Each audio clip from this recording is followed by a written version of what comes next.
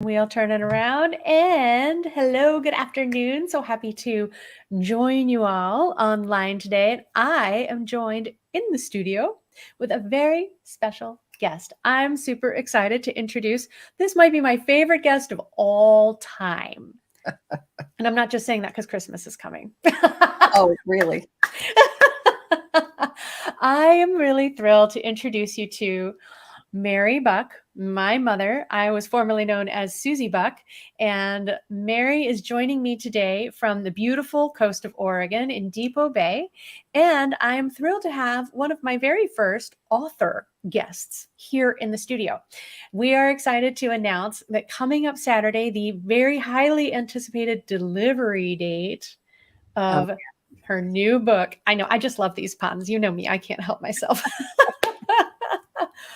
Mom, thanks for hopping on air with me. You're welcome. Please tell us the name of the book that is available for pre-order now and launching on Saturday the 17th. Tell us about your book. The book is called Practical Pregnancy: Answers to Questions You Didn't Know You Had. And I happen to think she's absolutely the utmost authority on this subject. So tell us a little bit about your own personal experience and history in this little corner of the world working with moms. Well, I've been working with moms since early 1974, when I was able to get into the obstetrical unit of the hospital that I first started working in. I've been working in obstetrics ever since, until I retired. I retired in June of 2015. I just had to share a lot of the questions that I got asked, especially during the midnight hours, because I worked the night shift, as you well know. I do know. She For did all the close time. to 38 years. I did. I work evenings. So I really enjoyed the work that I had. The questions that the women asked, both during their pregnancies, while they were in the hospital, shortly after having had babies, there was just so much to share with the women. And I wanted to continue that. Yeah, and I think, let's go back in the time machine. And as I was telling you before we hopped on, I really wanted to dig into this. Now when we have questions, we go online, and we don't even have to be in front of a computer. We can ask our phone. Hey Siri, what should I know? Don't wake up. Look, my computer's going to try to answer me. Go away. I'm not talking to you. You ask your phone for information, you ask Dr. Google, and you get a slew of resources. But then in the 70s, in the 80s, in the 90s, there wasn't that opportunity. So in the middle of the night, you can't call your doctor. Who do you call? You call, I'll call labor and delivery at the hospital. I bet someone's up. That's right. And we were always up. And we did receive a lot of calls, a lot of queries, a lot of questions.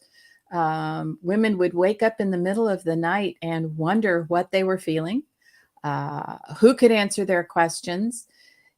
Back in the 70s, we were still oriented a lot to our families. And that was an extremely important resource because we could talk with our mothers and our grandmothers and our aunts, older sisters who may have had babies, but not always were the questions answered in the correct way.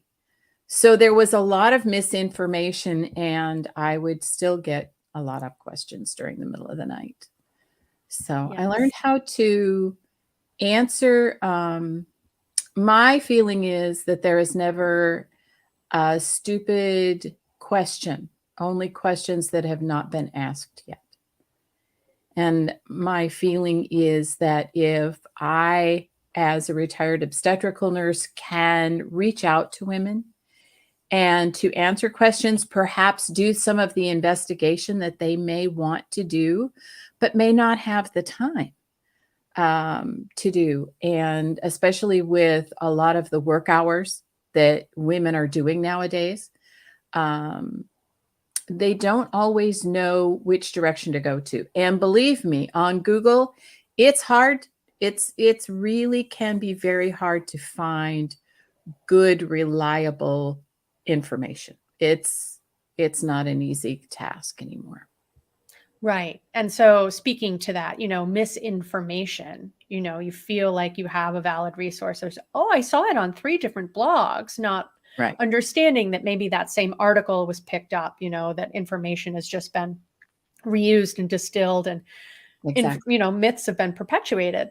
And one of the things that I really love about the format of the book, because I had the good luck of being on one of your early readers, Yes. um, is the way that you not only answer questions that that a mother might not even know to be thinking of, Mm. concerns, and it's broken into the different stages, even pre-pregnancy and then through the trimesters and postpartum. But I love, it's almost like a workbook. Explain why you thought that was an important way to design or help the flow of your book. One of the things that I did with my book was behind every chapter, there are a list of questions that women may not realize they should be asking their primary care providers, whether it's to an obstetrician or a midwife or a family practice doctor. There's such a variety of care nowadays that women can seek. But most of the time, all of these personnel have limits on how many people they have to see during a day.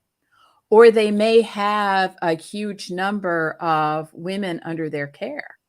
So they feel very pressured to just impart what they have to impart. And instead of the women being able to get their questions answered, they leave the office and all of a sudden they think, oh my, I really should have asked this question or that question. I just didn't remember to ask it. So, what I did was I listed questions that they might be interested in asking their providers for either prior to pregnancy, during the first, second, and third trimesters, or the first and second trimesters, when appointments are so far apart. And Mhm. if you get the paperback book, you can just go ahead and write in pencil, you know. And my recommendation would be to write in pencil because then you can erase it and change the questions that you have, change the answers that you're getting between pregnancies. So the book, I think, is a good resource for women, but it's also handy for grandmothers or aunts to get ahead of time and to give as a gift because there are things to be thinking about even before you get pregnant. Yes. Yes. And sorry, multitasking, wanted to get these banners up. Um, Absolutely, and I think that's really important too. And we keep referring to that. I try to include that in the description. It's not only for expecting mothers, but even if you are in that planning stage, you want to have a family. There are things that are important to know, to understand, to prepare your body to be as healthy as you ideally can be before you're carrying a baby. So the link to pre-order and then ultimately to purchase the book. So the launch day is Saturday the 17th, is on eagleweaverbooks.com. Of course, there's a direct link to Amazon, but that's a bunch of gobbledygook. So we've got the link over on the website that Mom's created, eagleweaverbooks.com, and you can click on the link to hop on over to Amazon to hold your copy for Mhm. launch day. And it's going to be available on Kindle as well as a hard copy, a paperback, which I think is great because if it's digital, you can keep it with you. And I know from my use and manipulation of books on Kindle, you can copy those pages, those lists of questions, and then put that in your notes app on your phone. So you've Great still idea. got access to have those questions to add and update and modify. Mhm. So whether you're flipping through the pages, which is also nice too. I like to put the post-it flags on the page, or if you like to keep it digital and then it's all in one place, but super Right. handy. And it's a pretty short, concise book. It's not meant to be an all-encompassing answering every single Correct. question, but I really love that you do zero in on what I would feel would be questions that are just like you say in the title, that you don't know that you have, because a lot of material covers some of the very same information, but there are some things that just might be escaping notice. Yes, yes. And I really think that in the very end of the book, I did touch on a few things that would happen the last day. Say you were pregnant, you delivered your baby. So about the last 24 hours that you're in the hospital, for the most part, barring a C-section. Usually, if you're lucky, you get 24 hours in the hospital nowadays. Thank you, insurance companies. Um, and there are some questions, there are some thoughts, and your mind is just buzzing and having all of this incredible emotional reaction to having birthed a baby and creating a family. But there are some little hints that might help you once you get home. How to think about traveling home, how to think about what your first night will be like, what your second night, when you do not have the nurses there to take over getting your baby up and changing a diaper and feeding your baby and things like that. Safety issues, things to think about. So it's a good, just kind of a holistic book. It starts from the pre-beginning and goes through the postpartum. So I'm really hoping that it's a helpful book. Only takes about 2 hours to 3 hours to read. It's 152 pages long. And I think it's concise enough to at least stimulate the thought processes for women and to answer some of the real common questions that I got at night.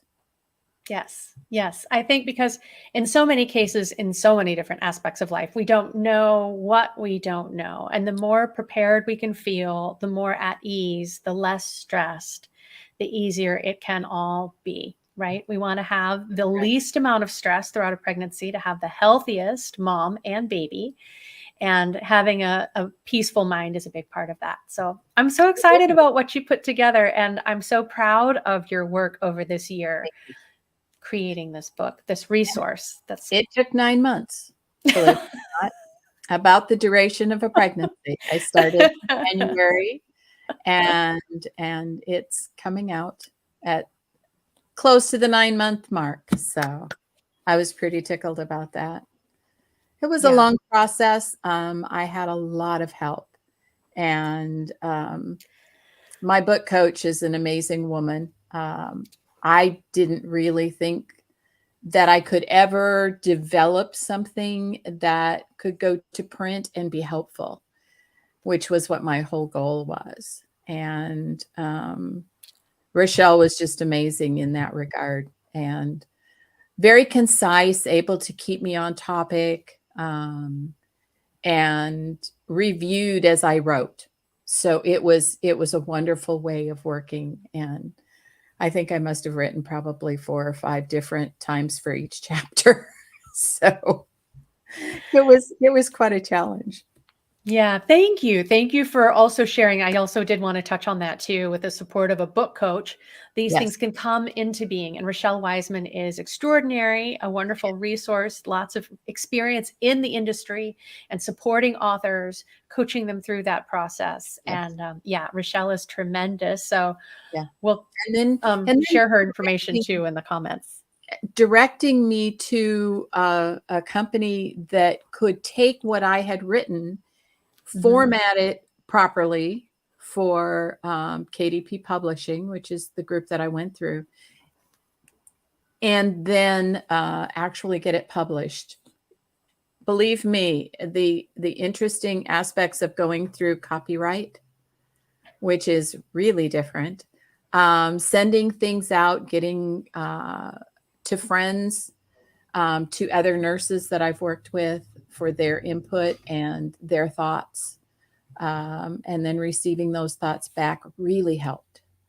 So it it it almost took a village, it seems like, to create a book, a resource for women and grandmothers and aunts and everything. I think I really think that this type of a book that is simple, that is concise, I pray, will be beneficial. Some of the books that you see online are very comprehensive, but as they have been edited through the years, some of the things that I was reading in them, I thought they're getting away from the topics. They're getting away from the basics, the things that women really want to know. And especially with the influence of the insurance companies and the limitations that they now have, as to even when a woman can begin care during a pregnancy. Some of the insurance companies and some of the um, Medicaid programs really limit women, and they have many questions before 20 weeks gestation. So, it helps to have something that can answer questions in a really easily understandable way. Yes, absolutely. I believe in our medical system. It's so important to know how to advocate for ourselves. And so, just as we were talking about, knowing the questions to ask and when to ask them, That's and right. being able to organize your thoughts so that you're prepared is all so important. That's right. One of the things that I touch on in the book that I felt was very important um, early on in the third trimester or late in the second trimester. So that would be anywhere from probably 26 to 32, 33 weeks gestational age. It's important to find out who your personal care provider would have covering for them. In other words, if they happen to be out of town or if it was on a night when they were not working, because that happens frequently, who would care for the woman? So the reminder to ask that question, and also ask, can I meet them? Because frequently physicians in an office or midwives in an office that are working together will just cover for each other. So it's common to ask then, and very sensible to say, would it be okay if I had one appointment with them so that I could meet them, to understand them and what they think, and that so I'm not a stranger to them. So I think that is something that is so important for any woman who is going in to have a baby, to really understand.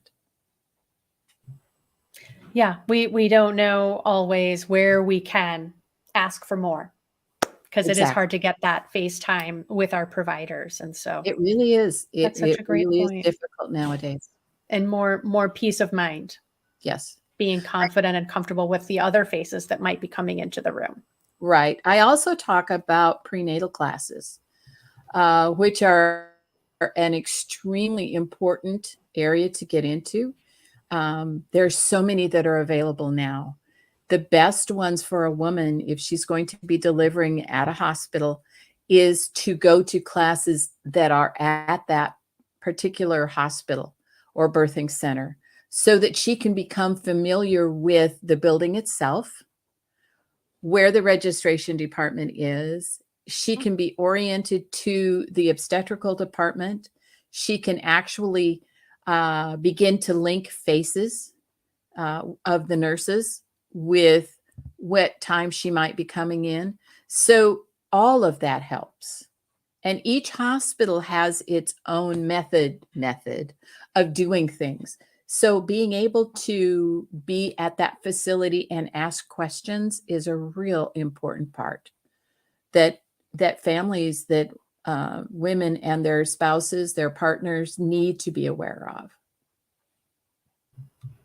Yeah, yeah. Such good points. I'm so glad we were able to hop online. Thank you for being my guest today. You're very welcome. And we do want to remind everybody, obviously you can see the banner here on the video, but the price will have a special promotional price as the book is launched on Saturday. Yes. And then it'll go to a more standard retail price. So all the more reason to go ahead and save your pre-order copy now, or set your watch and jump online Saturday to help us show Amazon that there's some love around this new title and in the works. And support the women in your life. If you're a mother, an aunt, a grandmother, if you think you are planning, if you are planning to start a family, or if you're expecting, it's a terrific resource. And I'm so excited to see it move into the world. Thank you. And as always, please feel free to leave your reviews. I would be very grateful to read them, to see what women that are on the other side of the window looking in really want to know. And it's just the beginning of the conversation. Thank you. Thank you for joining me today. I'm thrilled to have you with me in studio, and I look forward to seeing you soon. Have a good day. Bye-bye.